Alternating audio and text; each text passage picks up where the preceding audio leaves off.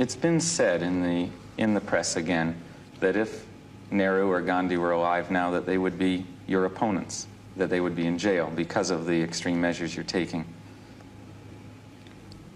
Now, I doubt whether there's, for the West to try and teach me what Mr. Gandhi thought or my father thought. Isn't that very, very odd? I have not taken any powers whatsoever.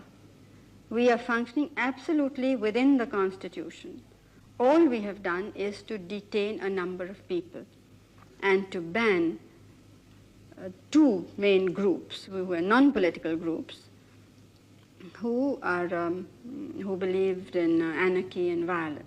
But surely the cornerstone of democracy is that there can be legitimate opposition. You do not have an effective opposition. You do not have criticism within the press because of press censorship. And perhaps most disturbing to people I've talked to is that somebody can be put in jail and cannot get back to the courts as an age-old right of appeal. Now, certainly that is extra power. Well, it is a little bit of extra power, but I already said in the beginning what situation was created here. Because the question is that whether it's a democracy or any other type of government, the first duty of any government is to preserve the country's unity and its integrity. And I think that that was being threatened. Let's go back then to the question of the change in Constitution.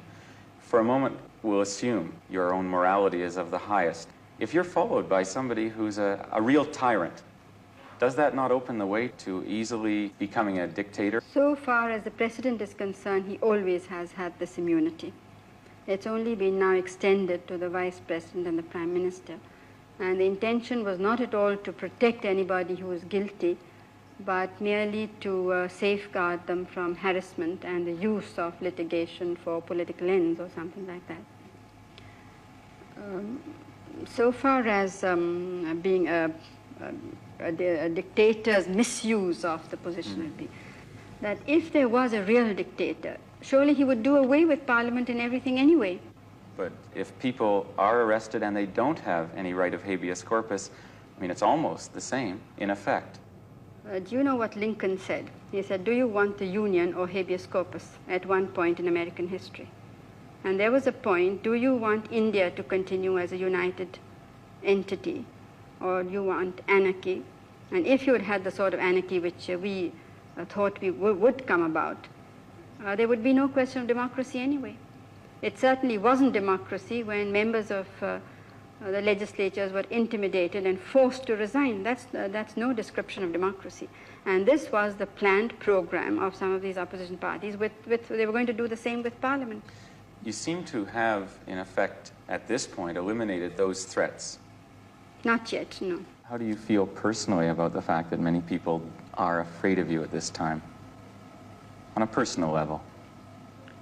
Well, quite frankly, I don't think that brave people are afraid, except that who need to be afraid, as I said, the wrongdoers. I don't like people to be afraid of me or of anybody or anything. If people are frightened of you, if you don't like people to be frightened of you, why not reinstate habeas corpus? Why not do it now? That people can have the right to courts, that they won't feel they'll disappear. Look, nobody is disappearing. You don't mind being criticized? I don't mind being criticized, no. And does that, can I conclude from that that press censorship essentially will be lifted? Press censorship, I didn't censor the press because it's criticizing me, but it was lowering the morale and self-confidence of the Indian people. It's been said in the press again that if Nehru or Gandhi were alive now, that they would be your opponents, that they would be in jail because of the extreme measures you're taking.